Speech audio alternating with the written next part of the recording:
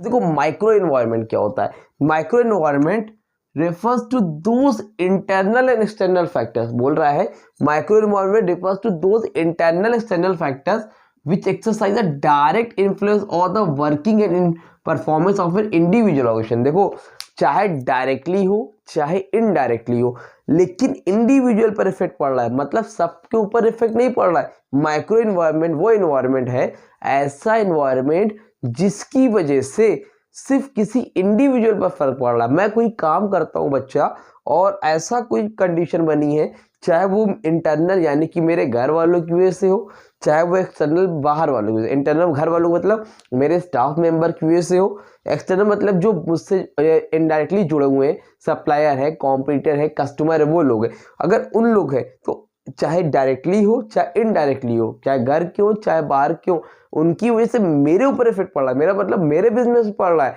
किसी एक बिजनेस पे पड़ रहा है, सबके ऊपर फर्क नहीं पड़ रहा है, तो इसको हम लोग क्या बोलते हैं, माइक्रो इन्वायरमेंट बोलते हैं। मतलब micro environment refers to those internal and external factors which exercise a direct influence, किसके भैया, direct influence on the working and performance of an individual organisation. समझ में आ रही बात, इसको ध्यान देना, इंडिविजुअल, सब पे नहीं फर्क पड़ता, इंडिविजुअल पड़ता है, चाहे डायरेक्टली या इनडायरेक्टली। ठीक है, समझ में आ रही बात, कोई दिक्कत नहीं है। अब माइक्रो इन्वायरमेंट को उन्होंने दो पार्ट में बांटा,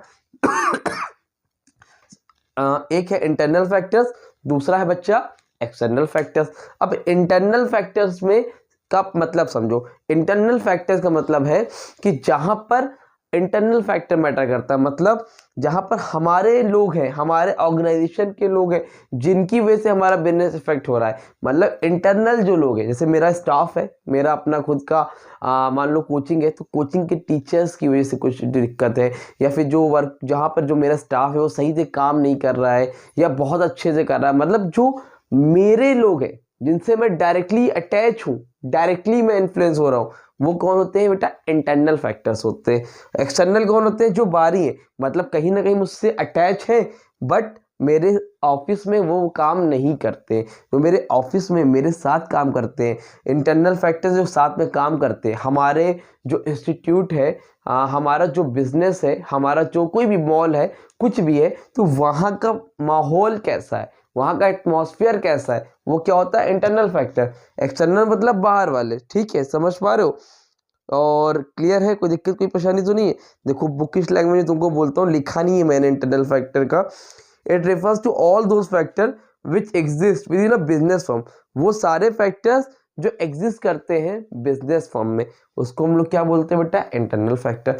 ये बिजनेस फर्म में एग्जिस्ट नहीं करते हैं बट ये अटैच होते हैं, इनको हम लोग स्टेक होल्डर भी बोलते हैं। ठीक है, ये स्टेक होल्डर क्लास 10 में पढ़ के आए हो, जो कि डायरेक्टली या इनडायरेक्टली हमसे जुड़े होते हैं। तो जो बिजनेस का माहौल है ना, इंटरनल, वो क्या इंटरनल फैक्टर होता है। अब इसमें क्या क्या मैटर करता है, number 1 top management structure.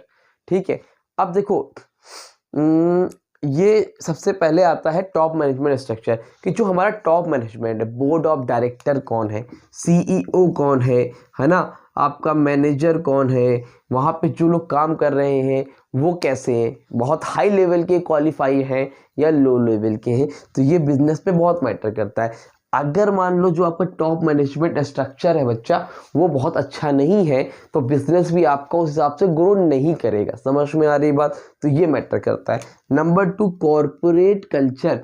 Corporate culture का मतलब बच्चा यहाँ पर ये है कि आपकी जो इंस्टीट्यूट है, जो आपका ऑर्गेनाइजेशन है, जो आपका फर्म है, वहाँ का कॉर्पोरेट कल्चर कैसा है, वहाँ पे लोग एक दूसरे के बीच में बिलीफ क्या है, एथिक्स कैसी है, एटीट्यूड क्या है, ये सारी चीज़ें मैटर करती है। क्या वहाँ पे माहौल कैसा है, एटमॉस्फेयर कैसा है, एक फ्रेंडली माहौल एटमॉस्फेयर है या फिर बहुत स्ट्रिक्ट है, कैसा एटमॉस्फेयर है, तो वो भी मैटर करता है इंटरनल फैक्टर में। अगर बहुत स्ट्रिक्ट होगा तो भी बहुत अच्छा नहीं है, बहुत फ्रेंडली होगा वो भी मैटर अच्छा नहीं है।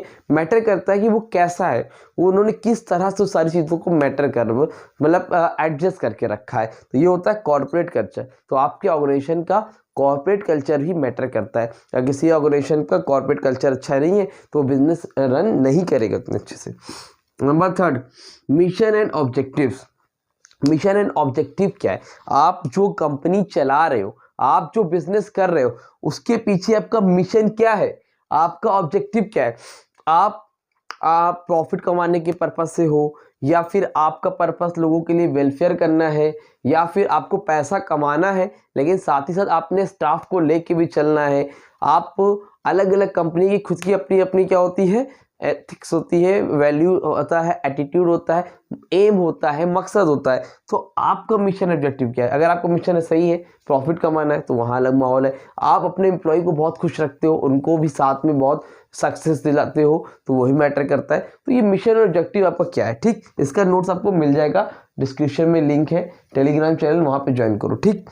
आगे human and other resources. Human and other resources का मतलब क्या बच्चा, ह्यूमन एंड अदर रिसोर्सेज का मतलब है कि आपके ऑर्गेनाइजेशन में जो इंसान है या फिर जो अदर रिसोर्स यानी कि मशीन वगैरह जो भी है वो कैसी है, फैसिलिटी कैसी है। तो अगर वो फैसिलिटी अच्छी नहीं है, आपके पास ह्यूमन रिसोर्सेज अच्छे नहीं है, जो वर्कर्स है वो अच्छे नहीं है, तो इन्वायरमेंट तो भैया खराब होना ही है, कहाँ से तरक्की कर पाओगे ना। Number 5, company image and brand equity. Company image and brand equity भी मैटर करती है। आपकी कंपनी की इमेज क्या है, आपकी ब्रांड क्या है मार्केट में। अगर आपकी मार्केट में आप एक ब्रांड हो, आपकी इमेज है, तो फिर भैया आपके जो है आपके पास बिजनेस ज़्यादा ग्रो करेगा। लेकिन आपकी इमेज खराब है, ब्रांड नहीं हो आप, तो उस तरह से आपको फेस करना पड़ेगा, स्ट्रगल करना पड़ेगा, रातों रात 4 गुना तरक्की नहीं होने वाली है, ठीक है। ये हो गया आपके इंटरनल फैक्टर्स। अच्छा, इसमें ना ये इंटरनल एक्सटर्नल फैक्टर पेपर में आने के चांसेस बहुत रहते हैं, तो सब देखते चलो, ठीक। इंपॉर्टेंट बताऊंगा, जैसे चैप्टर कंप्लीट होगा तो आज ही एक वीडियो और आएगा जिसमें मैं आपको बताऊंगा केस बेस वाले क्वेश्चन क्या है, इंपॉर्टेंट क्वेश्चंस क्या है, ठीक है। तो बने रहो, वो लोगों को शेयर करते रहो, और सिर्फ कॉमर्स में नहीं, अकाउंट्स और इकोनॉमिक्स में भी कराऊंगा, ठीक। आगे देखो एक्सटर्नल फैक्टर। एक्सटर्नल फैक्टर बेटा सबसे पहले आता है कस्टमर। एक्सटर्नल फैक्टर जो कि हमसे अटैच है बट डायरेक्टली नहीं, हमारे ऑर्गेनाइजेशन में ये लोग काम नहीं करते, हमसे जुड़े हुए हैं लेकिन डायरेक्टली नहीं करते। Number 1 customer. कस्टमर भी एक बहुत बड़ा फैक्टर होता है बिजनेस में। कस्टमर की पसंद बदल गई, कस्टमर का मन कहीं और लग गया, भैया नई दुकान पे जाने लगा, हमारे कंप्यूटर की जाने लगा, तो ये भी मैटर करता है। कस्टमर क्या चाह रहा है, उसकी चीज़ों को समझना भी एक इम्पॉर्टेंट फैक्टर है। अगर हैप्पी नहीं है हमसे, तो वहाँ पर भी बिजनेस इफेक्ट होगा। Number 2 competitors. अपने कॉम्पिटिटर के साथ चलना। अगर आपका कॉम्पिटिटर आपसे अच्छा कर रहा है, जैसे वोडा एयरटेल सब बढ़िया चल रहे थे, इतनी बड़ी बड़ी टेलीकॉम कंपनियां थी, जियो आया, जियो ने सबको तबाह कर दिया। अभी अडानी जी आने वाले हैं अपने एक नया सिम लेके, हम लोग को तो भैया बेनिफिट मिलने वाला है, फ्री फिर देखना होने वाला है ना। तो अडानी जी भी लेके आएंगे, तो कॉम्पिटिटर से जब अडानी जी आएंगे तो अंबानी जी को भी तो फर्क पड़ेगा ना। तो कॉम्पिटिटर भी बहुत मैटर करता है, ठीक है। Number 3 supplier. जो सामान पहुंचाता है आपके कंपनी में, तो वो सप्लायर कैसा है, टाइमली पहुंचाता है कि नहीं पहुंचाता, नहीं पहुंचाता है तो बिजनेस में आपको दिक्कत होगी। मार्केटिंग इंटरमीडिएट यानी कि मिडिल मैन कैसे काम करते हैं। मिडिल मैन जो थ्रू जिनके जरिए आप सामान इंपोर्ट एक्सपोर्ट करते हो, या एक शहर से दूसरे शहर में, एक सिटी से दूसरी सिटी, एक कंट्री से दूसरी कंट्री, एक स्टेट से दूसरे स्टेट पहुंचाते हो, तो वो कैसे, वो भी मैटर करता है। और लास्ट है फाइनेंशियल। फाइनेंशियल का मतलब यहाँ पर है कि जो पैसा लगाता है, यहाँ पर जो पैसा इन्वेस्ट करता है। तो एक फाइनेंशियर जो रिस्क टेकर होगा, अगर मान लो आपका फर्म है, ये एक है बंदा जिसका नाम है मिस्टर एक्स, और अगर ये रिस्क टेकर है, इसकी कंपनी ये रिस्क लेने वाला है, तभी ये लोन ले पाएगा। अगर इस रिस्क टेकिंग नहीं है तो इतना लोन नहीं ले पाएगा, घबराएगा। तो ये भी मैटर करता है कि फाइनेंशियल किस नेचर का है। समझ में आ रही बात।